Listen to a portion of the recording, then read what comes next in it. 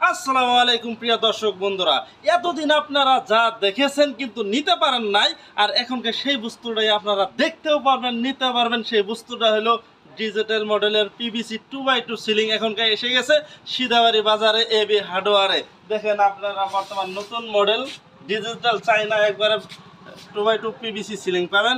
দাম একবার কম দামে হবে। দেখেন কি সুন্দর সুন্দর, কি ডিজাইনের। এতদিন আপনারা মোবাইলে দেখেছেন কিন্তু নিতে পারেন নাই, এখনকার নিতেও পারবেন, দেখতেও পারবেন।